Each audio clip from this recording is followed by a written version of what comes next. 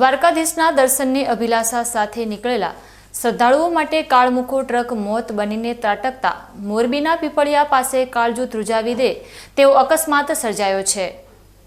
દિયોદરના નવાગામ અને અધગામથી 5 દિવસ અગાઉ ભક્તિભાવ સાથે નીકળેલો 11 પદયાત્રીનો સંઘ જ્યારે મોરબીના પીપળિયા નજીકથી પસાર થઈ રહ્યો હતો ત્યારે એક અજાણ્યા ટ્રક ચાલકે પાછળથી આ પદયાત્રીઓને જોરદાર ટક્કર મારીને કચડી નાખ્યા હતા। ભયાનક અકસ્માતની આ સમગ્ર ઘટનાના સીસીટીવી ફૂટેજ પણ સામે આવ્યા છે, જેમાં જોઈ શકાય છે કે બેફામ ગતિએ આવતા ટ્રક ચાલકે પદયાત્રીઓને અડફેટે લીધા અને ત્યારબાદ પળવારમાં ત્યાંથી ફરાર થઈ ગયો। આ કરુણાક્રાંતિમાં દિયોદર તાલુકાના નવાગામના 2 અને અધગામના 2 એમ કુલ 4 પદયાત્રીઓના ઘટના સ્થળે જ કમકમાટી ભર્યા મોત નીપજ્યા છે, જ્યારે અન્ય એક વ્યક્તિ ગંભીર રીતે ઘાયલ થતા તેને તાત્કાલિક સારવાર માટે સિવિલ હોસ્પિટલ ખસેડવામાં આવ્યો છે। ઘટનાની જાણ થતાં જ તાલુકા પોલીસનો કાફલો ઘટના સ્થળે દોડી ગયો હતો અને મૃતદેહોને પોસ્ટમોર્ટમ માટે મોકલી આપીને ફરાર ટ્રક ચાલકને ઝડપી પાડવા ચક્રો ગતિમાન કર્યા છે।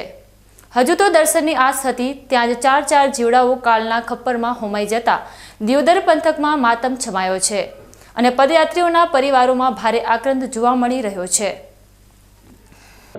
અમે અધગામથી નીકળીને દ્વારકા જતા હતા, એટલે 3 ભાઈ નવા દિયોદરના હતા અને 7 જણ અમે હતા, 8 જણ અમે હતા અધગામના। અને આજ 6થો દિવસ અમે રાત રોકાણા હતા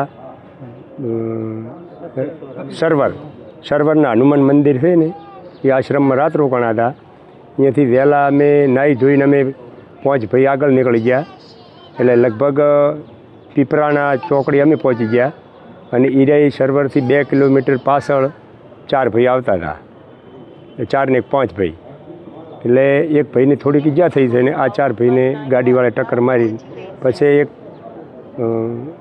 ગાડી પાછળથી આવી એણે દેખી એવું છે એટલે અને અમને આગળ જઈને ઊભા રાખ્યા કે તમારા જેવા ધોતીવાળા બાપા તમે ભેગા હતા? એટલે અમે બોલ્યા કે હા હતા।